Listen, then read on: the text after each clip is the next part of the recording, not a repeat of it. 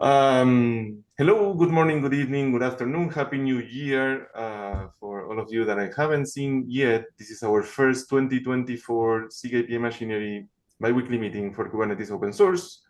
Super happy to be here again in a new year with you. This year is the 10th year anniversary of Kubernetes, so it's a big year for all of us that participate in this fantastic community. Today, as the first meeting of the year, we have a couple of topics. So without further delay, I will give the control to Siyuan for the first one, who was going to present. Thank you. And I Host disable attention. I have to make you host presenter. Give me 1 second. 1 second. More. Make co-host. Okay. Hopefully with that, you can present.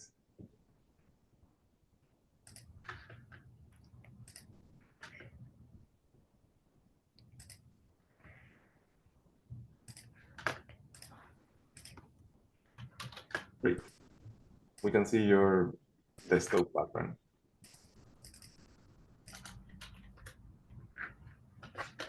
And we can see the presentation. Cool. All right. Hi, everyone. My name is Siyuan. So I've been doing some research on controller sharding with respect to upgrade. So we would like to share some findings we have found. So the whole motivation for this research is we want a safer upgrade of the Kubernetes controller manager. So currently all controllers in KCM live in the same place, so it's all or nothing. And it will be safer, we can upgrade small groups of controllers incrementally during a upgrade process. And we're not really trying to solve the problem of horizontal scalability issue in this research, so that's not our goal. So if first, because we don't really have any data showing that the KCM is the main bottleneck for scalability. And if the user face some scalability issues for their own custom controllers, there are other solutions they can use. So to set the scope of this document, so we're just discussing sharding the controller in the Kubernetes controller manager. Questions? Okay, and then coming to the technical details. So there are some technical constraints with respect to KCM sharding. So first, most controllers depend on multiple informers to pull the data of multiple resources. And then controllers in KCM extensively share informer cache in order to minimize the memory usage and also load to the API server. So we have to view all the controllers in KCM as all like connected entities. So this is what we have found with respect to the controller informer dependency graph. So in this graph, the red ones circles are controllers, the green ones are informers.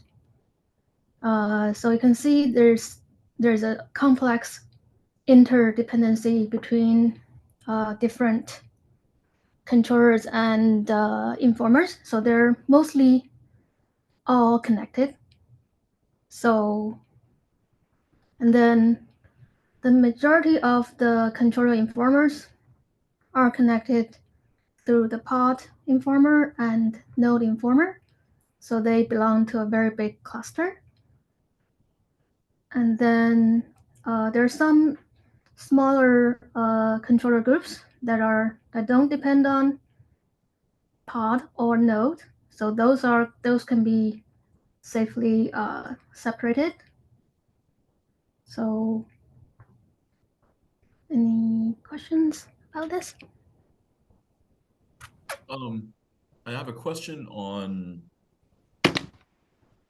well, I guess you probably just haven't gotten to it yet. Is the idea going to be, for an upgrade, I want to run some controllers at a, VN-1 level and some at a VN level, or are you looking at dividing instances of an object? So this namespace has deployments managed by VN, and this one has a managed by N-1.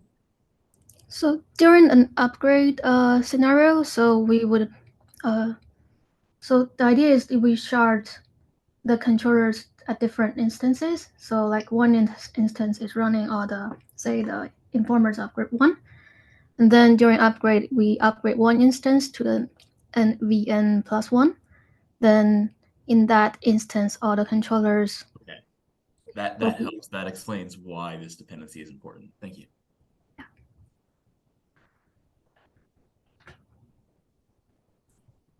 So based on this dependency graph, we have analyzed different sharding strategies.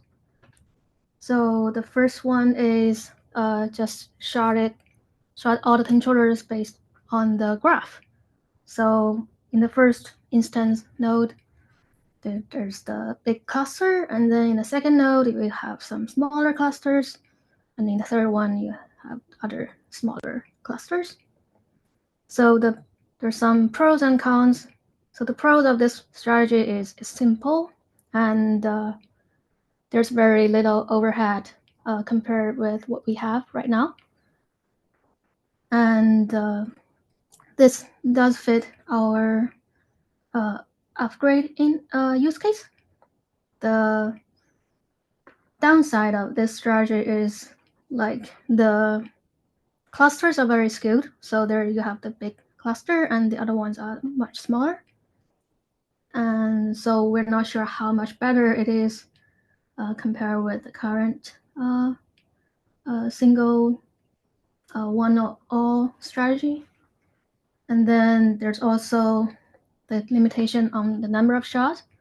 So we cannot infinitely increase the number of nodes just to increase the capacity.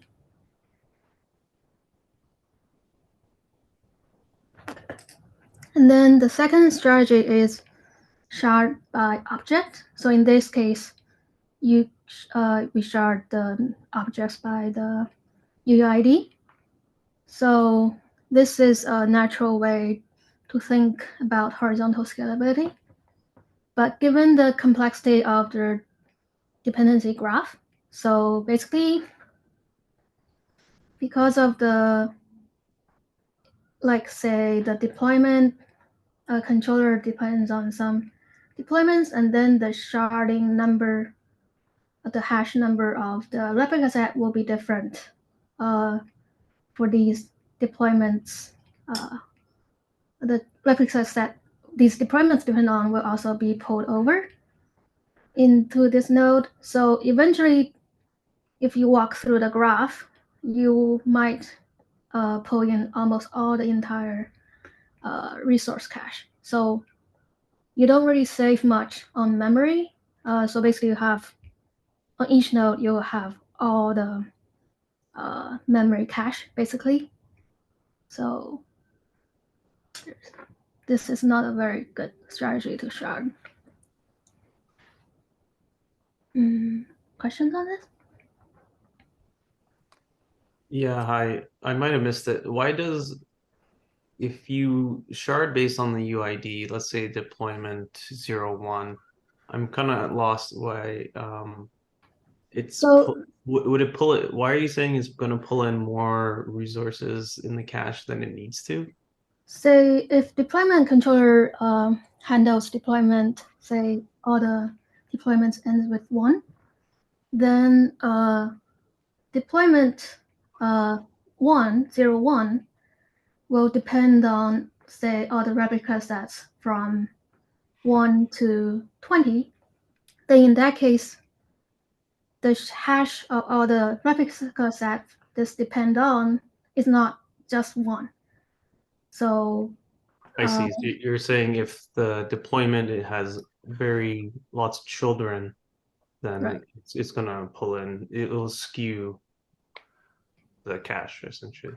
Yeah, Right. another way to say this is just because the object that you're reconciling was in that partition, like it's the hash UID match that partition, doesn't mean it only references other objects that would be in that partition by the same hashing strategy. It could reference any other object, and it might be in logically different partitions. You'd have to bring it all in. Got it. Thanks. Siyuan, I have a question. How do you consider if the partition is good? Is it the numbers that is like the number of deployments, and how do you consider that? In this case, I'm just considering the number of like the size of the cache memory we need to use. So in this case, on each shard, because it might depend on all the other resources. So if you have 10 replica, you have 10 partitions. Each partition is not necessarily using 1/10 of the previous if you have everything on one node. So you might have 90%. On each node, you probably will need to use 90% of all the original memory usage.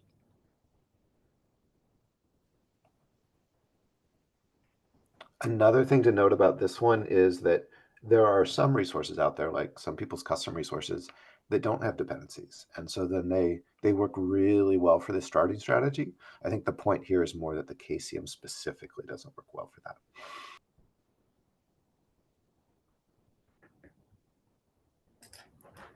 Okay. A third strategy is to shard by the namespaces.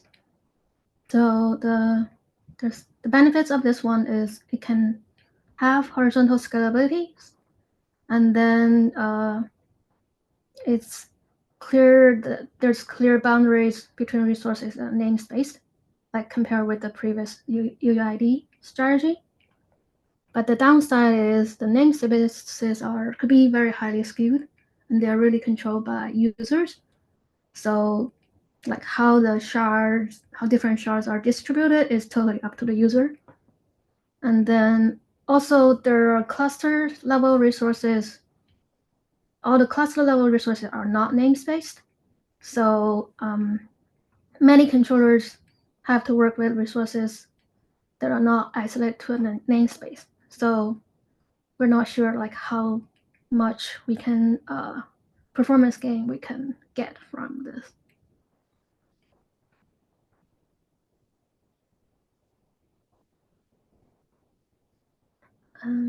Question?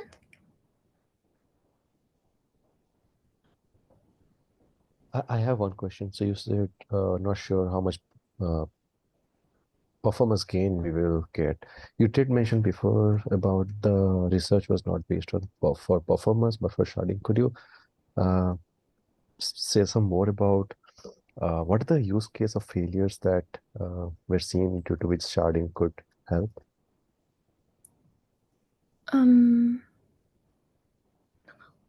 Joe, can you help?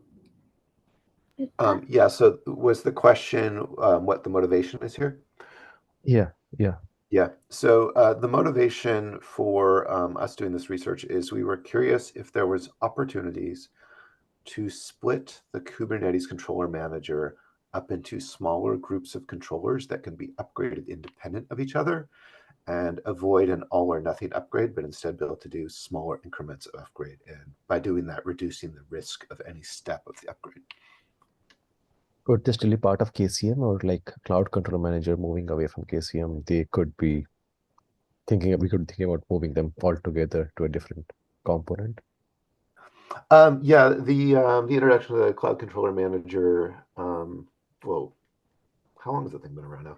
Anyways, yeah, the idea that the Cloud Controller Manager is split from the KCM is kind of a really basic example of that, where you could upgrade one of those and see if it works, and not upgrade the other one, right? And we were interested, can you take this further? And if it does work in the KCM, any strategy that we were able to do there could potentially be used in something like the Cloud Controller Managers. Understood. Thank you.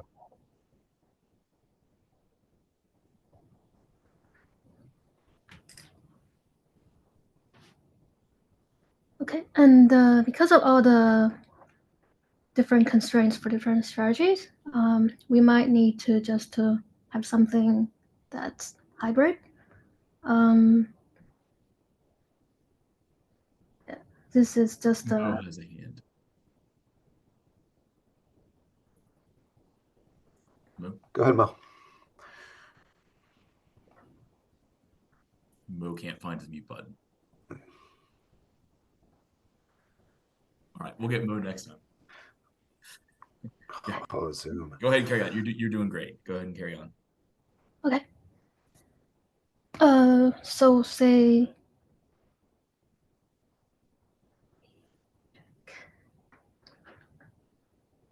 one example of the hybrid approach is to put all the controllers with the process's cluster level resources in a separate shard, and then they can have all the resource cache. And then there's some controllers that are like more independently namespaced, can be sharded by a namespace. So this is just one idea. We're not like at this point we're just brainstorming. And so the conclusion is KCM controller sharding is a pretty complex problem. So we don't really have a good solution yet. So we would like to get more feedbacks on more ideas of sharding, or like how do we actually evaluate a sharding strategy.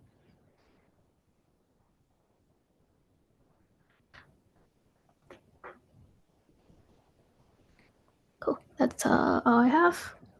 Yeah, thank you so much. I really appreciated especially the detailed diagrams that show kind of like the actual shape of the problem in the graph. That was something that some of us we thought there might be a problem there, but I don't think I realized the full severity of it until I actually saw those graphs. So I really appreciated seeing that. Yeah, no problem. Cool. Mo, are you able to talk this time? Yeah. Yes, I figured it out. Okay. It's a button that looks like a microphone. I'm just kidding. Yeah, I sat there clicking it for a good minute, but I was like, okay, I don't think it's registering my clicks. So I updated Zoom and then it registered my clicks. So yay. So I was just gonna ask, like, so I'm trying to think through, like, there's a lot of controllers inside of KCM, and I suspect outside of the folks on this meeting, most end users don't have like a strong understanding of like what they individually do. Like, would we expect people to have enough knowledge to then decide like, oh, I'm going to upgrade this one, then this one, then this one? Are we promising that you can upgrade any controller in any specific order and it is guaranteed to work with all the old controllers that used to exist, but like just one of them is new? And the most, say if we use the controller group idea sharding, then we would predefine a set of groups of different controllers. So I don't think it's the users will control the orders of upgrade. It just means that we could canary smaller clusters of controllers first.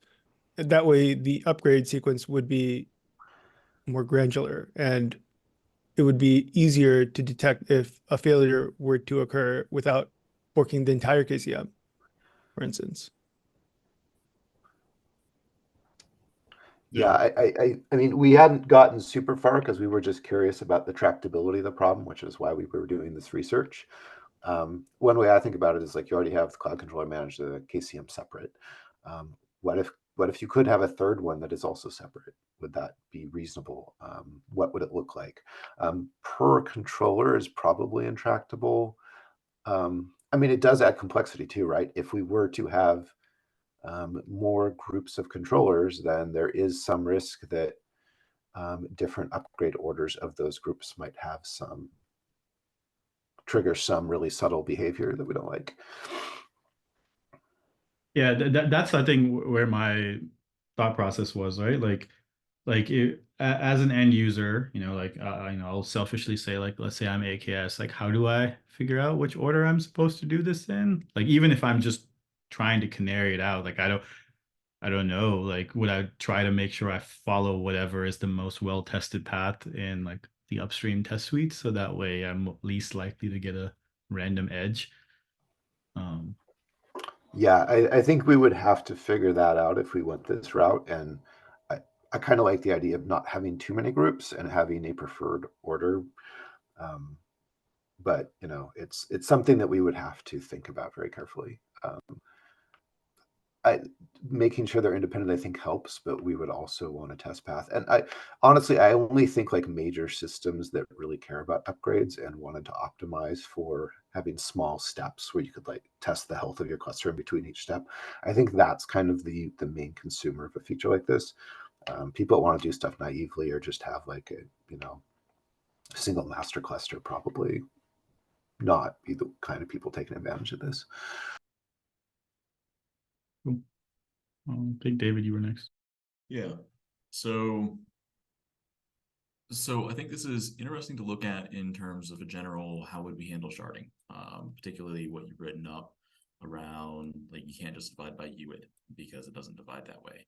You can't always just divide by namespace when you consider something like reference grants where we have a design open. We can end up with namespaces that will end up depending on each other, and you'll face a similar issue. I think it's important for this particular problem space for us to think about what the alternatives we're creating are, right? So if we were to pursue something like sharding, what would an end state look like for us? Let's say we went down sharding by controller, because even though it's not perfect, it's understandable, and we've done it before, right? We've done the cloud controller manager split before.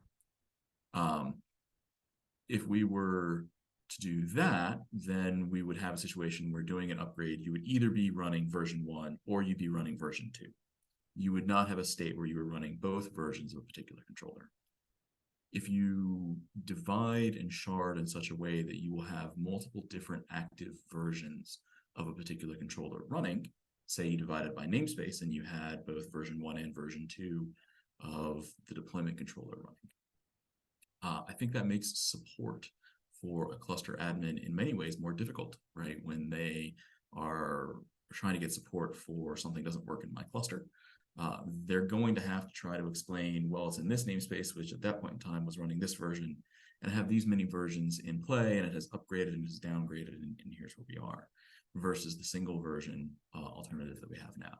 So I think this write-up is useful for bringing that question to the forefront. But before pursuing it more, I would have a look at considering those repercussions before trying to shard on something that would give us multiple versions inside of a single cluster. And I can see in the chat, I don't actually know Yelog's name. I've seen him a long time, but he asked a very similar question: is it easier to do inside separate clusters? And that, I think, is one of the trade-offs to consider. But you had a great analysis and good presentation. I think I saw Tim's hand after mine. Hey, can you hear me okay? I agree with David's points. Those are good points. And the idea that I'm about to share is kind of going in the opposite direction. So take it as you will. But this doesn't solve the problem of the monolith, but just thinking about this from the upgrade perspective, I'm wondering if there's something we could do where you're running 2 versions of KCM in parallel. You've got your, older version, and you start up the new version that you're upgrading to. I'm wondering if we could basically have a finer grained control of leader election to say, we're going to gradually migrate the new version to taking over more of the responsibilities. So it's essentially kind of a similar thing with sharding, how you do that. Like, do you do it by namespace? Do you do it by resource? But at least from the perspective of the shared informer caches, you're still just running one, these kind of two monolithic KCMs. Tim, one thing that we have been looking at, and I have a draft, I just linked to it, a draft cap on this, was the idea of some kind of more coordinated leader election where you don't treat all the binaries as identical. So usually when we do a leader election, we're just like, we want mutual exclusion and we're assuming all of the candidates for election are identical. This proposes that you can actually distinguish between the candidates because there's newer and older versions that are not identical and they will behave differently. And you might have a preference to elect either the older one or the newer one, depending on what you're trying to do, right? So like maybe during a rolling upgrade, you always prefer the older one to make sure that you don't violate SKU with the API server. Does that sound related to what you were asking? Definitely related. I guess what I'm saying is like rather than doing a rolling upgrade where you're going to kind of replace the servers one at a time, we would roll out, say, the newer version fully. This is more of a blue-green upgrade, I guess.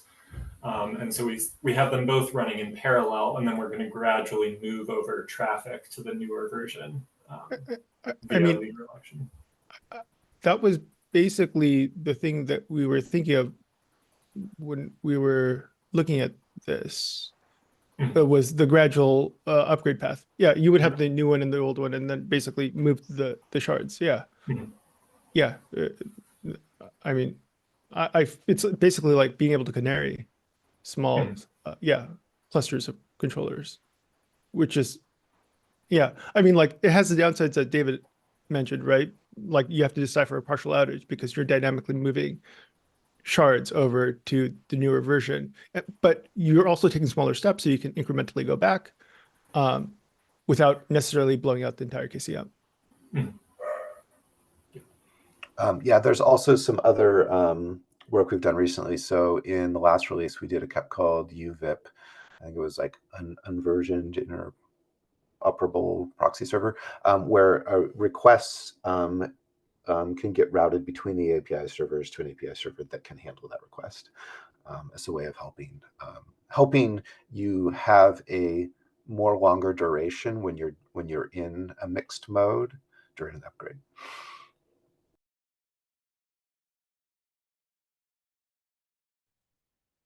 I guess I could go my hand raised. So I have a question around when we think about upgrade and canaries and we're doing a blue-green, let's say we start a new instance of KCM and there's health checks in KCM.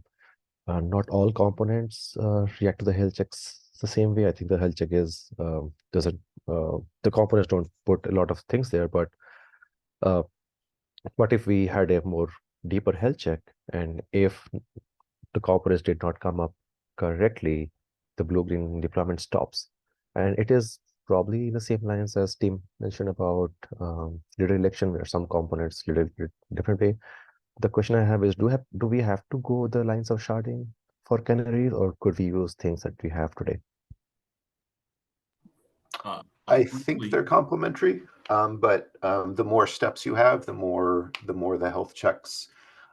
This smaller amount of a delta you have to consider when a health check fails, right? If you have 2 steps, then the health check tells you it was either a problem with this step or that step. But if you have 10 steps, now you're down to just 10% of the change.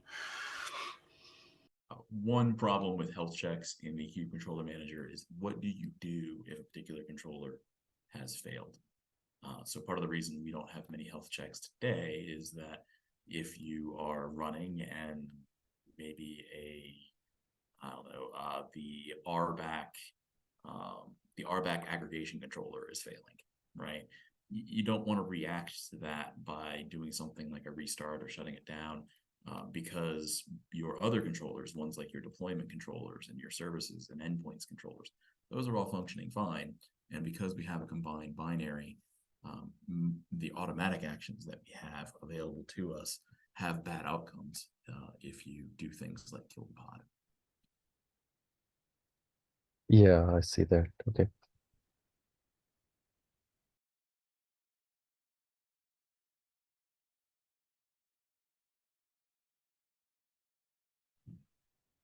Okay. Any other questions? That was a great presentation. I love the graphs. I don't know if you did by hand or automatically, but either way, they are super cool. Very good. So, Siyuan, Johan, did you guys get what you needed from this discussion? Yeah, Yeah, I think so. Yeah, I thought it was just super interesting analysis that Siyuan did, and I thought it would be great to share it. It's very interesting stuff. I am also, I don't want to, I don't know what else you have going on, but one option, would be writing up the gotchas on certain types of sharding. And we could probably actually find a place to merge that into one of the repos, so that people understand, like, hey, no, you really think about this. It doesn't do what you want is a really frequent one that I've seen. So that could be yeah, if you. That's a great idea. Very good. Siyuan, I think you have to remake me host because I made you co-host and now I cannot present. How can I You go do? to participants and then look for my name, Federico Bongiovanni, or here is SIG API Machinery, I think, Kubernetes SIG API Machinery. And then you click more, make co-host. Sorry about that. I didn't know that making a co-host will take away my. You did it, right? Thank you. Yeah. Thanks so much. Very good. Okay, let's go back to the agenda. This is live TV. Okay, we have another topic from Joe and Divya. So who wants to take that one? I can start. So this just came up in a discussion on the SIG Select channel. And the question was, are there any limits for labels? Is there any hard limit to how many labels you can have? And as far as I can tell, there wasn't, although somebody can point me to, somebody believes there is and can point me to the code. I'd be really interested in that. And the question I had was, we can't probably change now and add a hard limit because we could break somebody. Oh, that's a really good question, Mo. Mo just asked, does metadata have a max size? I don't know. Every request has a max payload size of 3 megabytes, which is huge, but there are kind of limits to how much data you can put in, like that. I think there's a 1.5 meg limit on etcd as well. So you could end up hitting one of those limits, but it's not like a label count limit. My question was, would it be valuable to warn on some kind of soft limit? Is there some reasonable limits that we could say that metadata should have as a convention and warn people if they're going way outside of some kind of a reasonable upper bound?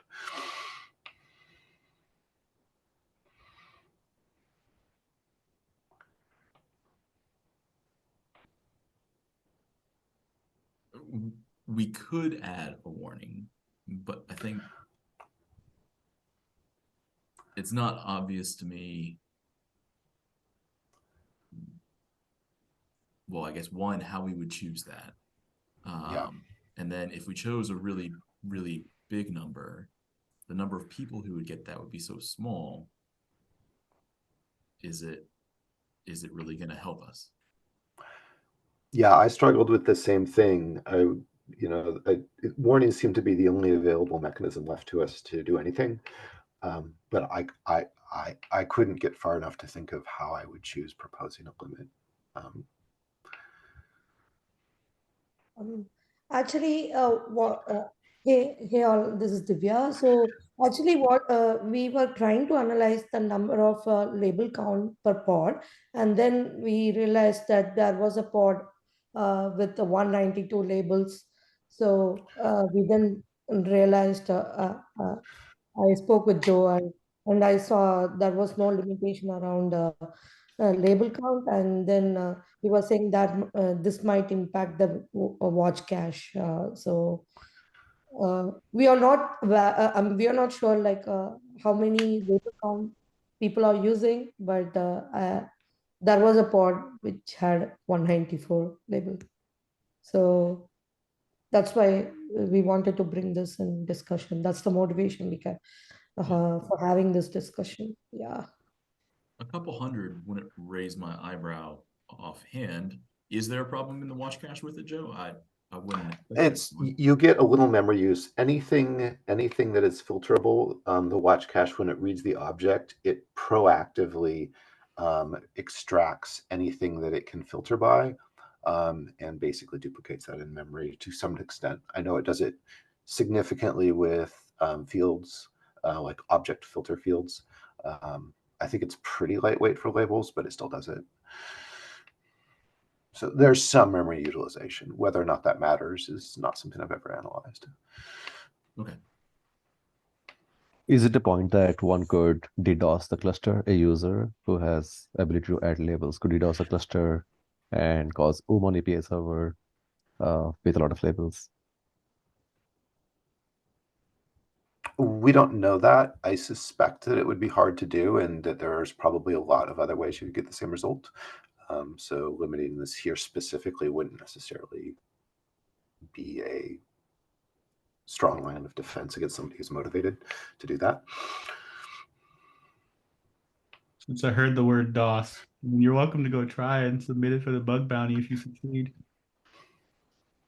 Joe and David are not eligible. Really? Those of us that make the vulnerability can't expose it? Oh yeah, 100%. You definitely cannot.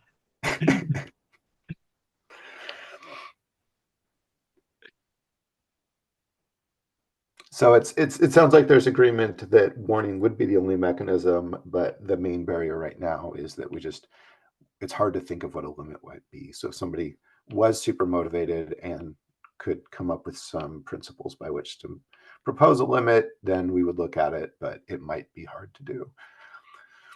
Yeah, and to the originator, I wouldn't look at 200 and say this cluster's under attack, or this cluster's having problems, or the cluster's at risk. I would look at 200 and say, well, that's an interesting outcome from us not being able to have some sort of extension to particular types. So controllers that need extensions write labels, but it doesn't, I'm not worried about it. Were you experiencing any problem? I didn't catch your name.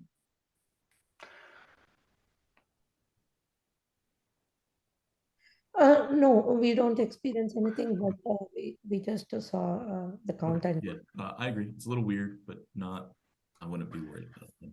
Yeah, I mean, if there ever was a limit, I would expect it to be really high. Likewise. Yeah.